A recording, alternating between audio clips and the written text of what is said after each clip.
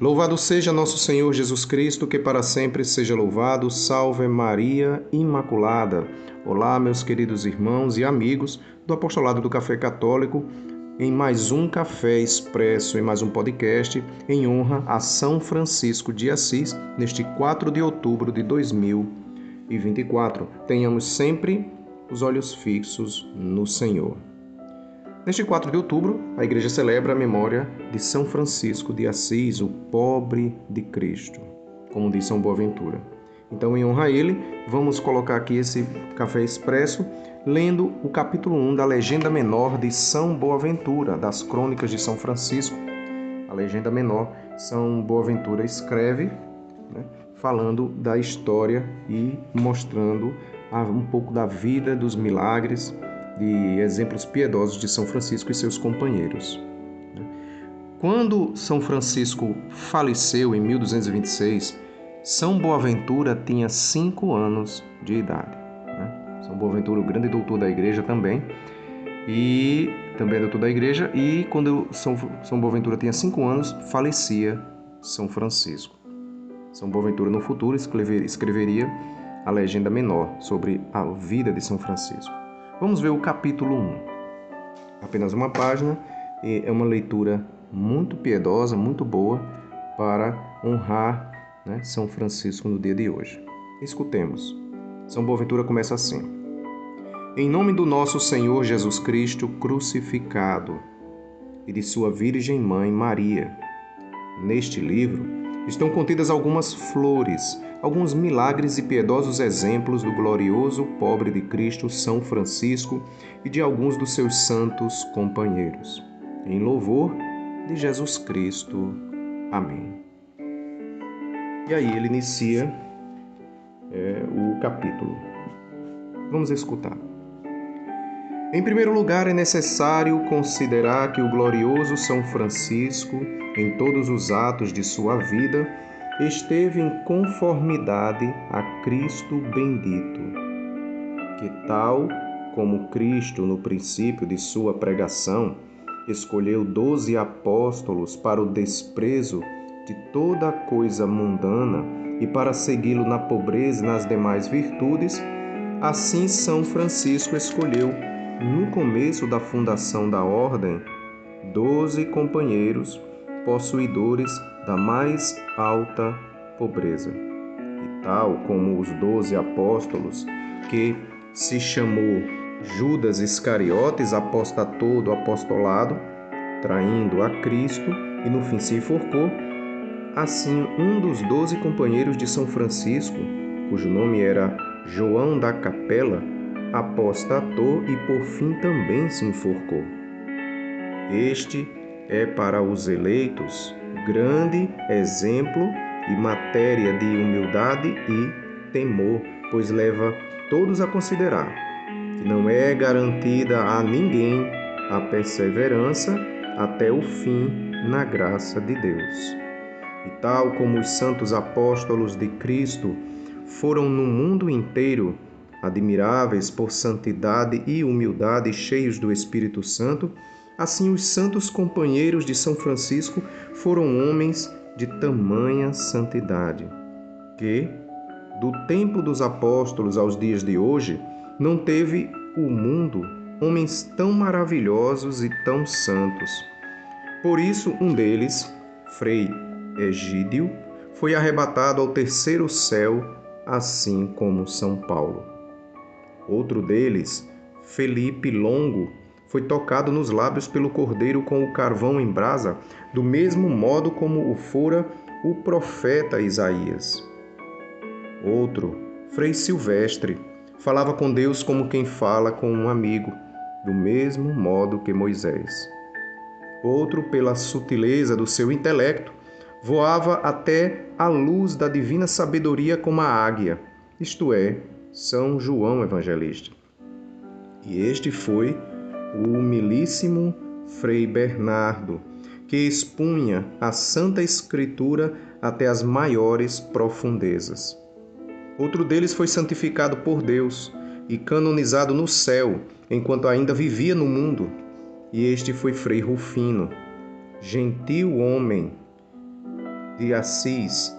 Deste modo, foram todos privilegiados com um singular sinal de santidade, como se há de demonstrar ao longo destas páginas.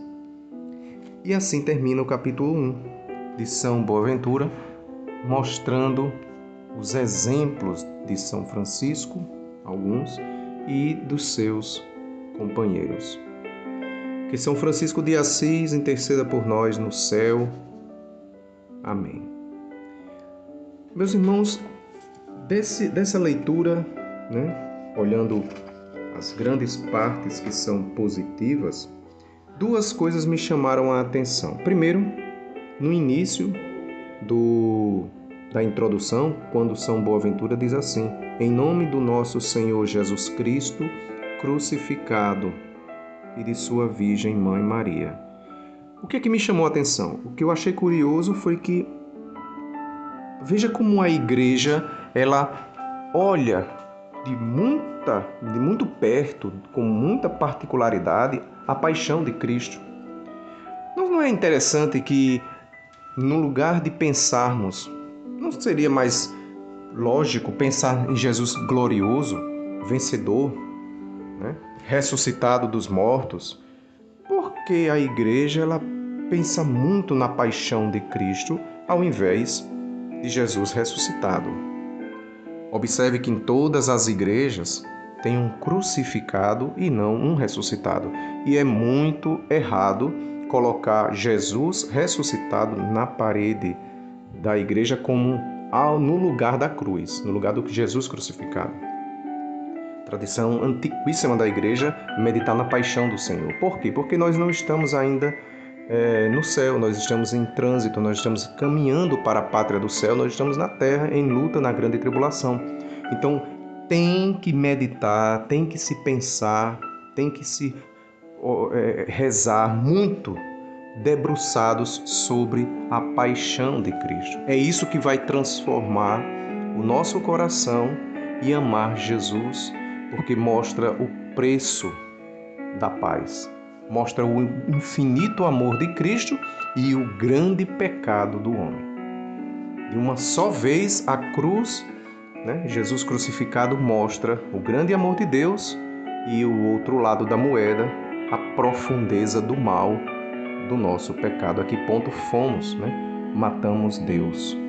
Então, de outro lado, Jesus nos amou infinitamente e nos salvou. Então é interessante, ele mostra a Jesus Cristo crucificado. Veja que a ênfase não se fala no ressuscitado, mas por isso, principalmente porque vai falar de alguém que assumiu a parte da cruz de forma muito radical, que foi São Francisco. Um sofrimento, uma vida sofrida de amor à pobreza, de amor à cruz, ao ponto de receber as chagas. E a segunda parte que me chamou a atenção foi quando ele fala sobre João da Capela. São Boaventura diz: assim, um dos 12 companheiros de São Francisco, cujo nome era João da Capela, apostatou e por fim também se enforcou. Este é para os eleitos grande exemplo de matéria de humildade e temor, pois leva todos a considerar que não é garantida a ninguém a perseverança até o fim na graça de Deus. Essa parte também me chamou a atenção. Não é garantida a ninguém perseverar até o fim. Coloquemos a barba de molho, meus irmãos. Nós estamos em caminhada, não é garantida a ninguém a salvação. A perseverança, devemos pedir muito a Nosso Senhor a perseverança e lutar até o último momento da vida. O que mais a gente vê, inclusive meditando aqui com as conversas pessoais, eu e o Eudes conversando uma vez, a gente partilhava sobre isso. A meditação sobre, no momento da morte, como o demônio, os anjos ruins e também, o anjo da guarda, aquele combate no momento da morte do moribundo, no momento que as pessoas estão morrendo, os santos relatam verdadeiros combates no momento da morte. Porque o diabo tenta levar a pessoa ao desespero no último momento e perder a confiança em Deus. Então, a perseverança é uma virtude que devemos pedir a Deus para que tenhamos ela até o fim. Não é garantido a ninguém a salvação. Essa história de dizer creio em Jesus e já estou salvo é mentira. A Escritura não diz isso, né? Nós temos esperança na salvação e até lá confiamos em Deus, né? Para que, aumentando de fé em fé, de amor em amor, possamos chegar um dia às graças, né, de Deus e à glória do céu. Então, fica esse pensamento e vamos pedir a São Francisco hoje a graça da perseverança até o fim, né? Que São Francisco, que São Boaventura, que participaram desta meditação, possam interceder por nós.